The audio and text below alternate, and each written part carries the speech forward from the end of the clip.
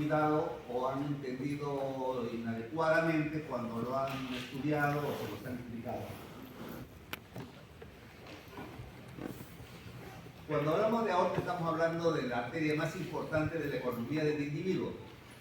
Es un gran vaso que va a transportar la sangre desde el ventrículo izquierdo hacia todo el organismo, generando la perfusión de los tejidos más distales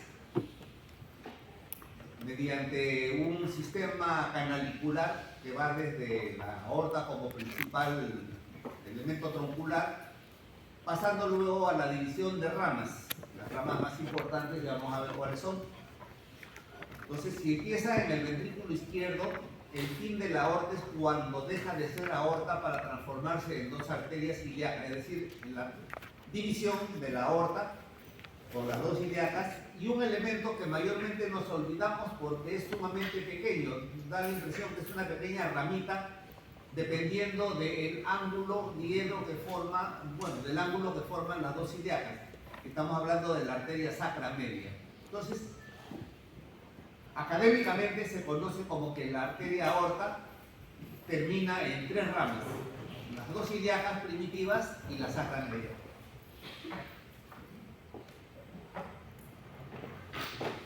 Para efectos académicos, también dividimos a la arteria aorta de acuerdo a la región que está en la cual se desplaza. Y así hablamos de una aorta descendente, que es esta porción de la aorta que sale del ventrículo izquierdo, que es en gran parte intrapericárdica, asciende y de alguna manera convencional decimos que termina en ese plano que va a pasar por el ángulo de Lewis y que llega a la cuarta vértebra, entre la cuarta y la quinta vértebra dorsal o torácica. Este plano, reitero, no es un plano arbitrario, pero convencional. A partir de este plano, decimos que la aorta se transforma en callado de la aorta. Callado de la aorta empieza en este plano transverso, hace su arco dirigiéndose hacia la izquierda y hacia atrás, y termina en el mismo plano, pero en la región dorsal del mediastino superior, en donde va a empezar como arteria aorta descendente o aorta torácica. Cuando hablamos de aorta descendente estamos involucrando tanto a la aorta torácica como a la aorta abdominal.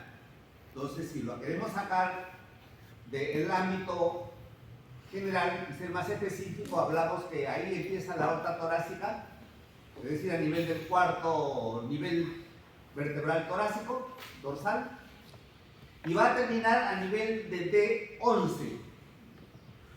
No nos olvidemos que a nivel de D12 tenemos el hiato aórtico en el diafragma, en donde hace su pasaje la arteria aorta desde el tórax hasta el abdomen. En el abdomen va a ir adosado hacia la columna vertebral lumbar y va a terminar a nivel de la cuarta vértebra lumbar. Si recordamos un poco la anatomía de superficie, ¿con qué estructura podemos asociar el cuarto nivel lumbar? ¿Alguien lo recuerda? Alguien que levante la mano y me diga que recuerdan algo de lo que dije, porque eso lo dije yo. Nadie.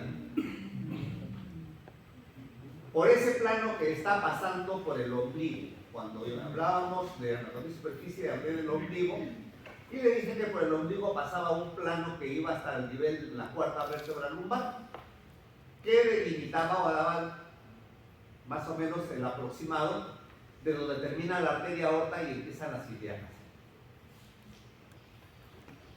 Bien, en todo este trayecto la arteria aorta va a dar una serie de ramas, pero vamos a ver un poco las especificaciones propias de la aorta.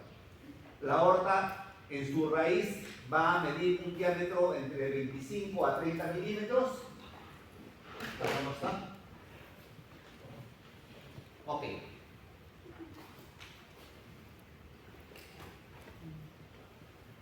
Que va a ir disminuyendo este calibre según vayan abandonando algunas ramas, es decir, se va adaptando a la pérdida de volumen progresivo, toda vez que en el Callado hay tres ramas, tres troncos importantes, tronco brachiocefálico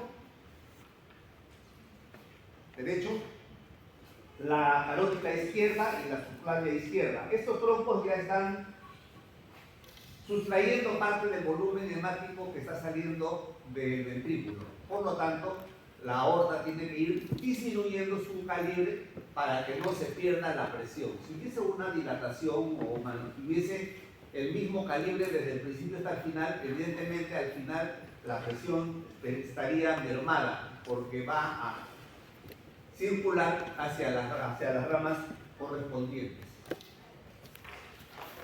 En la raíz de la aorta encontramos tres dilataciones que corresponden a los senos de Valsalva, que a su vez son unos espacios, eso lo vamos a ver en el corazón, así que no se preocupen, o senos aórticos también denominados, que están en relación con la emergencia de las dos primeras ramas colaterales de la arteria aorta.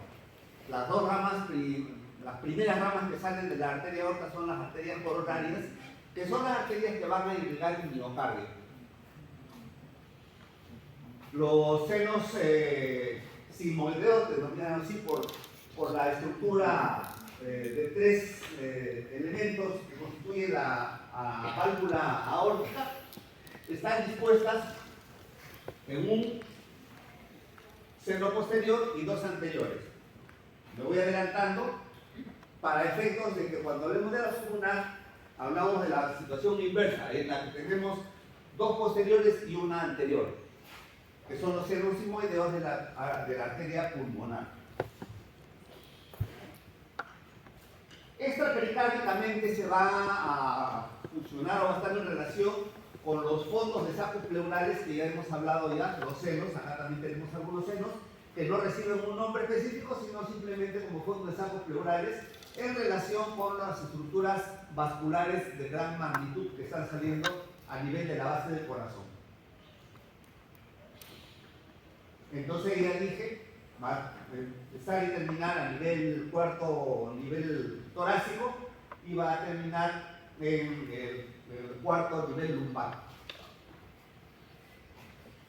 Ya esa es la descripción de la orientación y el desplazamiento de la arteria aorta en el mediastino. No nos olvidemos que estos son elementos que están ocupando el espacio mediastinal. Acá tenemos una gráfica, tenemos el plano que está pasando por el ángulo de Lewis, cuarta vértebra lumbar, torácica, perdón, aorta ascendente hasta acá callado de la aorta descendente o torácica, a partir de acá, aorta abdominal. La relación del callado de la aorta por su orientación y desplazamiento va a estar en relación con elementos, reitero, del mediastino, como por ejemplo con la tráquea y especialmente con el bronquio izquierdo, al cual lo va a abrazar de cierta manera, ¿no? Acá tenemos el bronquio izquierdo, tenemos que está siendo rodeado o abrazado por las ramas de la arteria pulmonar, esta es la arteria pulmonar, la pulmonar izquierda, la pulmonar derecha, la tráquea está por detrás y por delante vamos a encontrar unos elementos conocidos como los troncos brachiocefálicos. Vamos a ver más adelante una gráfica. Entonces, la porción horizontal, ya lo dije hace un momento, va a darnos tres troncos principales, que son el tronco brachiocefálico, la carótida izquierda, la subclavia izquierda. Por esta zona, por la concavidad y ya iniciando la aorta, te vamos a mostrar la emergencia de unas ramas importantes que son las arterias bronquiales. Estas son las que van a irrigar los bronquios y que le van a dar la oxigenación y los nutrientes al parénquima pulmonar.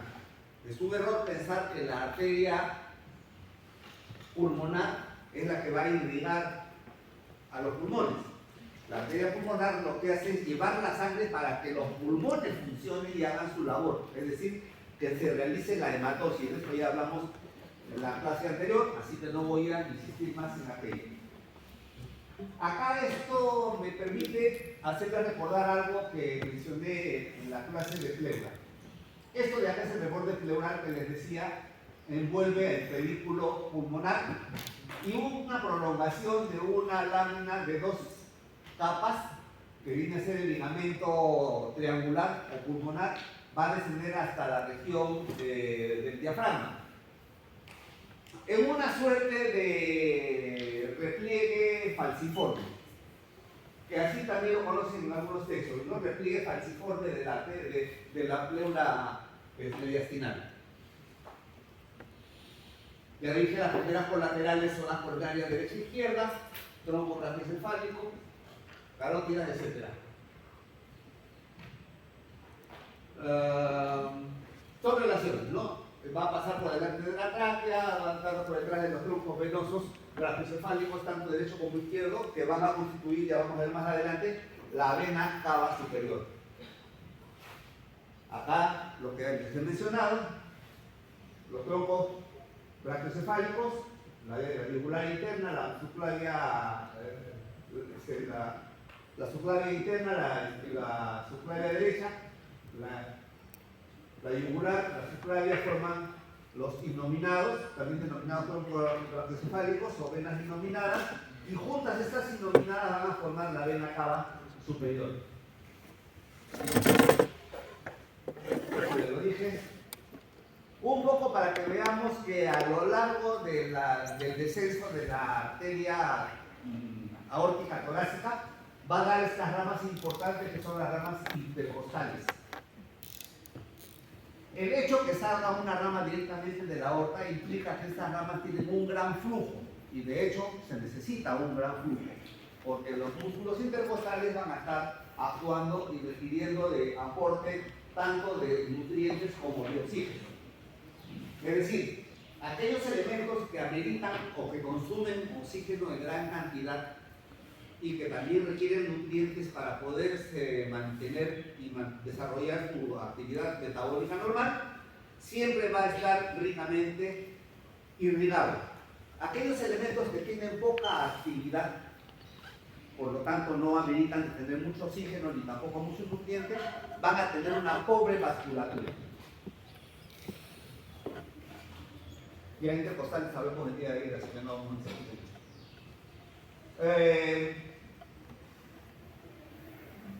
Cuando hablamos de intercostal estamos hablando de esta distribución metamérica. No nos olvidemos que nuestro cuerpo se va a organizar metaméricamente desde la fase embrionaria. Cuando tenemos nosotros las respectivas, los homines, que van a dar origen a todos los componentes de nuestro organismo. Eso se va a mantener con algunas variantes a las distribuciones de los cuadrúpedos. Nosotros tenemos una bipedestación que cambia la orientación de las metámeras. Eso ya vamos a ver cuando, bueno, ustedes deben haberlo visto en el locomotor. Entonces, en el lado derecho nosotros vamos a tener la prolongación de las arterias intercostales que tienen mayor longitud que las del lado izquierdo, porque la aorta está un poco más ubicada en el espacio lateral o la cara lateral de la columna vertebral. Por lo tanto, el trayecto va a ser un poco mayor que el del lado izquierdo, que va a ser más corto. El número de intercostales va a variar, no siempre es constante. A veces tenemos nosotros una distribución de 7 intercostales, toda vez que las primeras intercostales pueden estar siendo derivadas de unas ramas que ustedes deben haber visto cuando han hecho cabeza y cuello. Recortarán la arteria intercosto vertebral. Intercosto cervical, perdón. La intercosto cervical puede dar las primeras ramas de las intercostales, con lo cual disminuye la emergencia de las arterias de la aorta propiamente dicha. Si ustedes se percatan, acá tenemos nosotros, ¿qué cosa es esto? La arteria subclaviana. la arteria subclavia derecha. De la arteria subclavia derecha estamos viendo que se desciende este elemento que viene a ser la mamaria interna o torácica interna, que desciende y que va a pasar inclusive hasta la pared abdominal. Desgraciadamente no se ha graficado que una rama de la ilíaca externa, antes de penetrar al anillo inguinal profundo, sale una rama que es la epigástrica inferior, la cual asciende y se anastomosa con la arteria, con la continuación de la mamaria interna, que acá se denomina epigástrica superior, formando lo que se denomina un circuito vicariante. Es importante que recordemos lo que son los circuitos vicariantes. Son circuitos accesorios que están presentes y patentes y que de alguna forma garantizan que si hubiese una oclusión, vamos a ver por ahí, tenemos creo algo interesante más adelante, para que vean cómo es que estos circuitos vicariantes permiten la pervivencia de las estructuras cuando se ocluye alguna arteria importante que les aporta tanto el oxígeno como los nutrientes. Si no lo menciono, me hacen acordar en todo caso al final. Entonces, como les decía, las venas son más largas, van a pasar por detrás del conducto torácico, por detrás de las ácidos y de la cadera simpática. La última rama que está saliendo de la aorta y que va a dirigirse hacia la pared torácica, que vendría a ser el equivalente a una de las intercostales, por ya no tener otra costilla por debajo, por lo tanto ya no podría ser inter, recibe el nombre de subcostal. Esta rama subcostal es la que va a desplazarse por la canaleta del borde inferior de su segunda costilla. Si bien es cierto, esta imagen de acá habla de una alteración, es simplemente para que podamos ver nosotros cómo la tecnología ahora nos permite tener imágenes tridimensionales de la estructura vascular. Esto era impensado hace unos 30, 40 años. Era imposible pensar que íbamos a tener una imagen que nos permita identificar alteraciones de las estructuras vasculares en este caso, pero se da para cualquier elemento que pueda ser identificado radiológicamente. Entonces, lo que si ustedes se percatan, acá tenemos nosotros la aorta ascendente, el tronco brachiocefálico, la carótida y la subclavia. Y acá una estrechez que vamos a ver más adelante, porque esta de acá venía a colación de una alteración, vamos a mencionar brevemente algunas alteraciones de la aorta para que vayan teniendo una cultura anatómico-patológica por delante. Es esta de acá. Estamos hablando de la coartación de la aorta, que es una patología, patología congénita. El individuo nace con esta alteración, en la que hay una parte de la arteria aorta que no se desarrolla adecuadamente, como que se estrangula. Este estrangulamiento, de acuerdo a la situación en la que se encuentra, en el callado o por debajo del ducto arterioso, el ducto arterioso viene a ser esa comunicación entre la arteria aorta y la arteria pulmonar que se mantiene patente durante la fase fetal, que permite la combinación de la sangre que está viniendo por la aorta con la sangre que está viniendo por la arteria pulmonar para efectos de complementar la imposibilidad o la falta de flujo aéreo a nivel de las vías respiratorias intrauterinamente, en la que el pulmón del elemento de la gestación viene a ser la placenta, en donde se hace el intercambio gaseoso. Bien, entonces acá tenemos nosotros, miren ustedes, puede ser sumamente crítica la estrechez de la coartación de la aorta. Acá tenemos, de acá es el ducto arterioso, que es el elemento que comunica la arteria aorta con la pulmonar, que de alguna forma compensa la falta de flujo para que se haga un bypass, un shunt entre la arteria pulmonar y la arteria aorta y que permita que la sangre discurra y ese ser que está en gestación pueda desarrollarse, nacer vivo y dar un trabajo al cirujano cardiovascular para efectos de reparar inicialmente de manera paliativa hasta que adquiera un peso adecuado para darle una resolución definitiva. Entonces, los procedimientos quirúrgicos pueden ser paliativos, solamente para darle el chance de que desarrolle todavía esa criatura, y es definitivo cuando se corrige la anomalía mediante una cirugía realmente compleja. Acá vemos nosotros cómo se puede estrechar el bebé. Acá tenemos el ductus arterioso.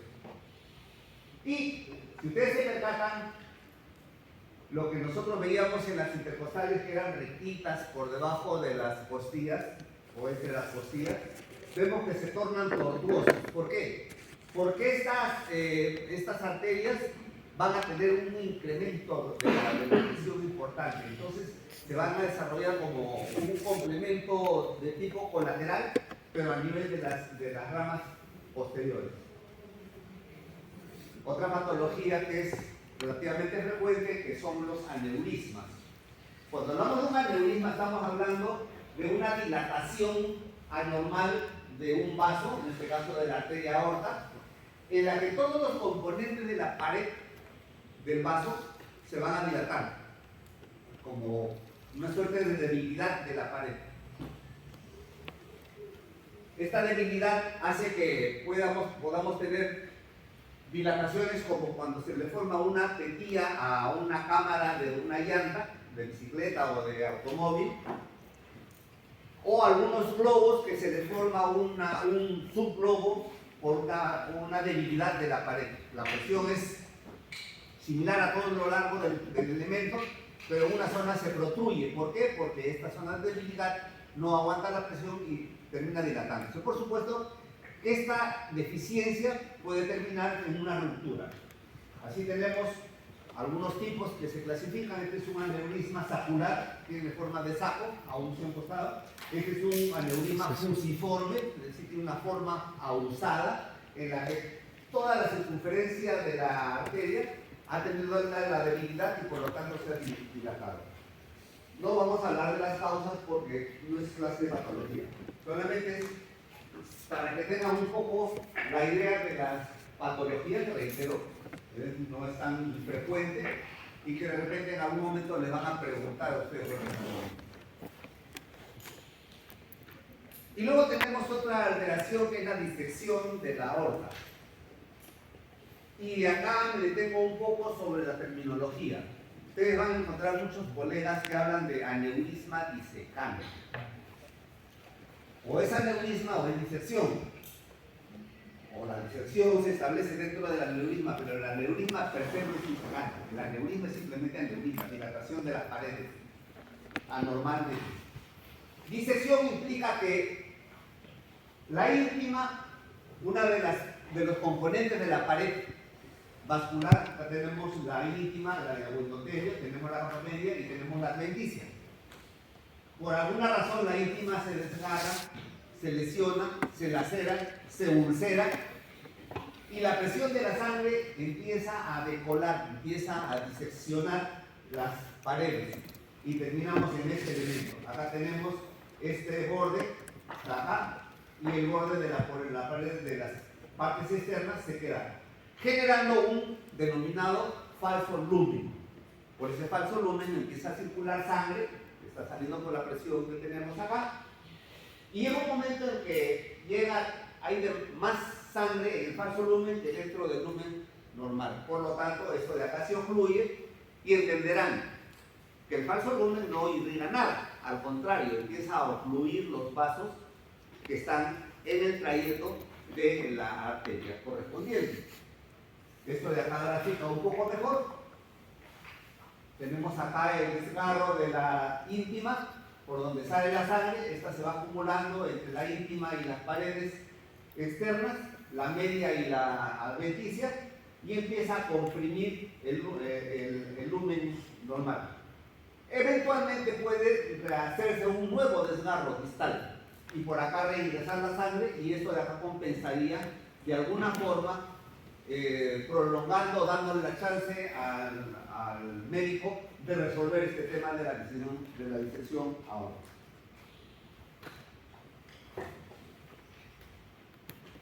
Si ustedes son acuciosos, podrán entender que esto de acá es una tomografía, un angiotempo.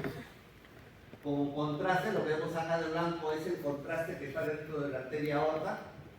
El contraste llena también los vasitos que son ramas de la arteria aorta. Acá tenemos los riñones, tenemos las arterias renales, pero no tenemos la continuidad de la aorta. La aorta tendría que estar terminando a este nivel. Esto de acá es una oclusión aortobiliaca, es decir, una enfermedad aortoiliaca oclusiva, generalmente dado por arteriosclerosis. Y esto conlleva a que hay un momento en que la mitad del cuerpo ya no tiene circulación, no tendría circulación. De hecho, ya no debería de tener acá. Pero miren cómo la naturaleza y sobre todo los circuitos vicariantes generan un conjunto de elementos denominados circulación colateral que recanalizan distalmente lo que estaba ocluido. Acá prácticamente no pasa sangre por las ilíacas. Sin embargo, tenemos, como les decía, lo que viene desde la subclavia y las otras ramas que están haciendo circuitos vicariantes que van a dar irrigación a la región glútea, a los miembros inferiores, etc. De otra manera, estaría muerta la mitad del cuerpo y por supuesto nadie vive con un medio cuerpo muerto, necrótico por isquemia. El sistema de las venas ácidos viene a ser el conjunto de vasos que van a recolectar la sangre de la pared torácica. Van a discurrir por los espacios intercostales, el famoso van. Estas ramas intercostales van a confluir en esta vena que está acá, que es la ácigos mayor, le dicen algunos textos, o la ácigos a secas. Algunos están escritas con Z y otros con C. Es lo mismo.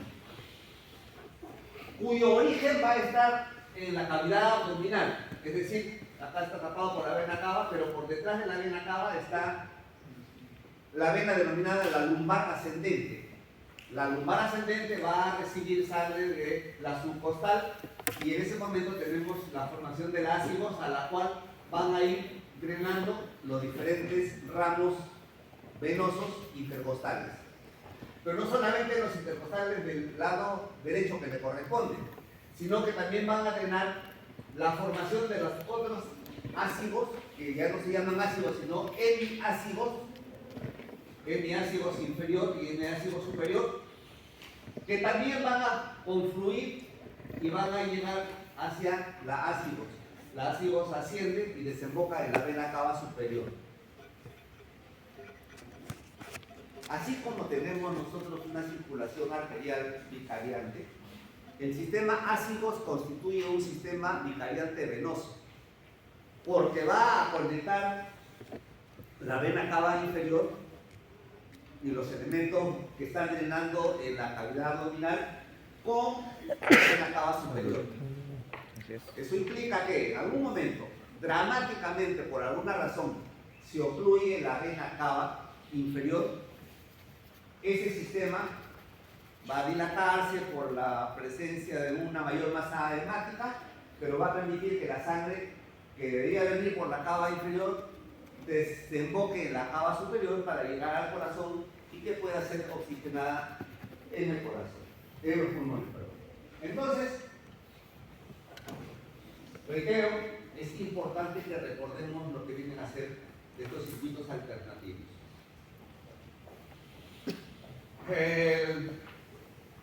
La ácigos inferior o hemiácigos inferior va a quedar con este nombre y la hemiácigos superior recibe el nombre también de hemiácigos accesorios. No siempre recoge toda la sangre de todos los vasos intercostales, porque hay algunos que van a ir a drenar directamente hacia la subclavia. Ok, un poco para la descripción de lo que les acabo de mencionar.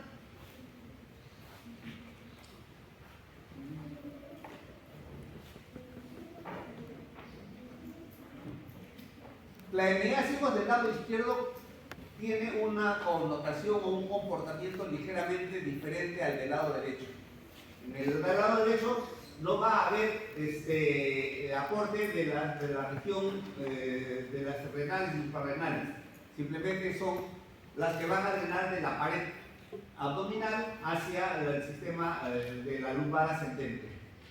Acá sí tenemos un tronco que recibe el nombre de tronco reno-hemiácigos, es decir, el tronco que está procediendo del drenaje renal y que constituye un tronco de raíz para la hemiácigo del lado izquierdo. El acceso, como es lógico, va a ir por el mediastino, pegado a la columna vertebral, en donde, reitero, va a recibir todas las ramas de las intercostales.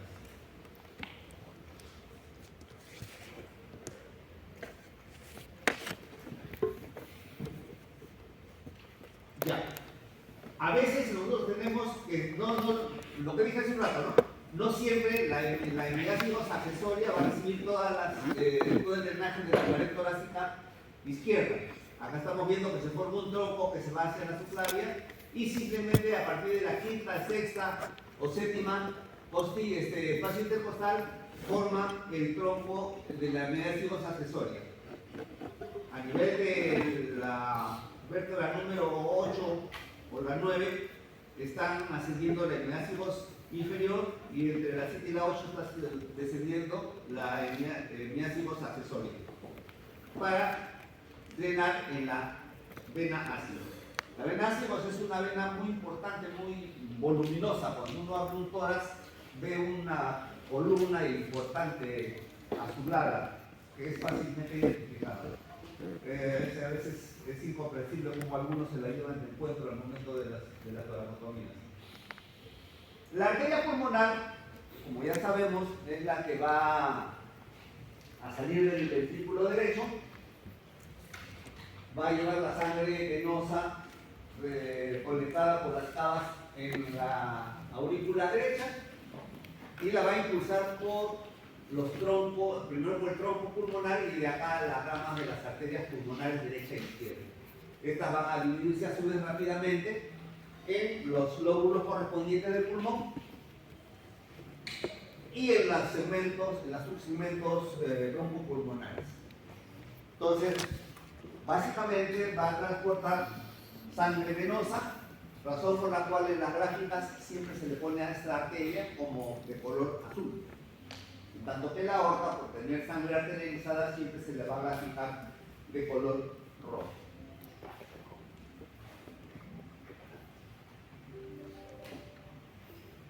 Acá la tenemos, esta es la cava superior, cava inferior, la orejuela de la aurícula derecha, ventrículo derecho, y de acá está saliendo la arteria, el tronco pulmonar, la arteria pulmonar derecha, izquierda, las ramas de la derecha, rápidamente se divide para la superior, para el lóbulo medio y para el inferior.